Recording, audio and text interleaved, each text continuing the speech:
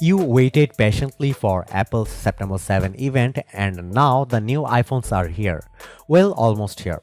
iPhone 14 pre-orders begin Friday, September 9, with 3 of the 4 new models arriving in stores a week later. Sounds like it's time to consider whether an iPhone 14 upgrade is in your future. I am not joking when I say the iPhone 14 Pro Max has the best display on any phone I have seen so far. And this 6.7-inch panel is super bright with a rated brightness of 1600 nits. Outdoors, the Pro Max is rated up to a whopping 2000 nits. Up close, I really appreciated the rich colors and detail as I watched a recorded video in the new action mode. It's like having a mini movie theater in your pocket. It gets better. The iPhone 14 Pro Max has an always-on display that shows you widgets and notifications in a low power state but still in color.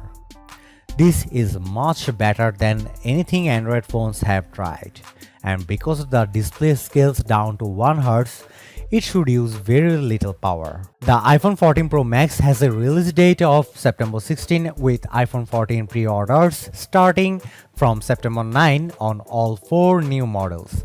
The starting price is $1,100, which is expensive but sort of good news as there were rumors that the iPhone 14 Pro Max was getting a price hike.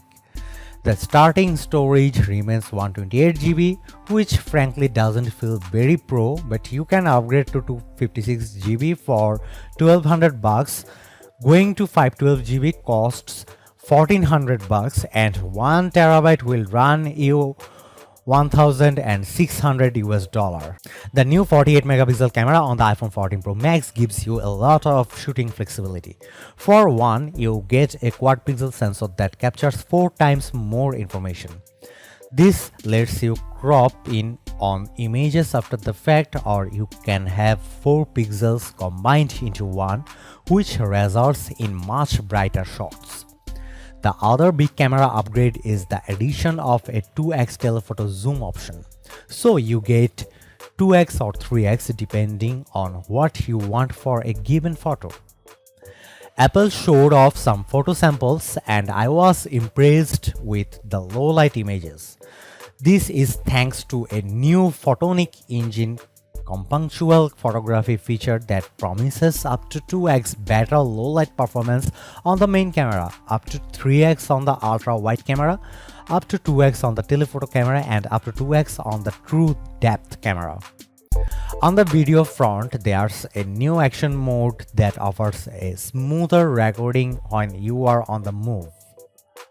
And you can now record cinematic mode footage at 4K resolution. A real-world video shows that the action mode looks like on the iPhone 14 Pro. We have lots of testing to do, but the iPhone 14 Pro Max has the potential to top our best camera phone list. The iPhone 14 Pro Max looks different than iPhone models released since 2017 because it ditches the notch in favor of a new dynamic island. This pill-shaped cutout takes up less room and delivers alerts, notifications, and activities. For example, when I started playing a song in Apple Music and then went back to the home screen, I saw a little play window with album art and the track info. If you long press on the dynamic island, you will get a pop-up with more info. If you then start a timer, you will see it added to the dynamic island on the right side, so you get a bunch of info in a small space. Even better, Apple is working with developers to take advantage of these features so you could see sports scores in real time or the status of your left right. Otherwise, the iPhone 14 Pro Max design is largely the same, though there's one big exception. There's no longer a SIM card tray, as Apple is instead focusing on eSIMs for carrier provisioning. Some will not like this feature being killed, and I am among them. Around back, the iPhone 14 Pro Max features larger sensors in the camera bump. The overall design is slightly thicker and heavier at 8.47 ounces, 6.33 into 3.05 into 0.31 inches versus 8.46 ounces, 6.33 into 3.07 into 0.3 inches for the iPhone 13 Pro Max. You have 4 color options for the iPhone 14 Pro Max: deep purple, silver, gold, and space black. I am partial to the deep purple as it pops the most. The iPhone 14 Pro Max features a new A16 Bionic chip using a 4nm process, and Apple claims that its 6-core CPU is up to 40% faster than the competition. There's also an accelerated 5-core GPU with 50% more memory bandwidth. What's the point of all this power? The CPU, GPU, neural engine, and image signal processor are designed to work together to support the new camera hardware and perform up to 4 trillion operations per photo. We will be putting this A16 Bionic chip to the test in our own benchmarks. Apple claims that the iPhone 14 Pro Max offers all-day battery life. That translates to a rated 25 hours of streamed video playback, though that's the same as the iPhone 13 Pro Max. The good news is that the iPhone 13 Pro Max lasted more than 12 hours on our web surfing test, putting it on our best phone battery life list. The bad news is that the iPhone 14 Pro Max offers the same 20-watt charging as before, so you should expect to get to 50% in 30 minutes. It would have been nice to get 30-watt charging as had been rumored. When you can't get a cellular connection, the iPhone 14 Pro Max will offer emergency SOS via satellite this fall in the US and Canada.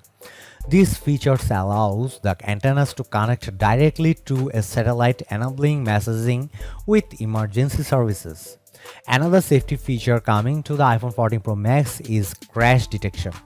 The phone leverages a new dual-core accelerometer high dynamic range gyroscope to detect a severe car crash and automatically dial emergency services. The iPhone 14 Pro Max feels less like another iterative upgrade and more like a true leap forward for Apple's flagship. You get a powerful new 48 megapixel camera, a replacement for the notch that's actually smart, and an always-on display that can help make your life easier while saving battery life. The regular iPhone 14 Pro looks great too, but the iPhone 14 Pro Max is your best bet if you prefer a larger display and longer battery life. Stay tuned for our full review. Thanks for watching. See you in the next video.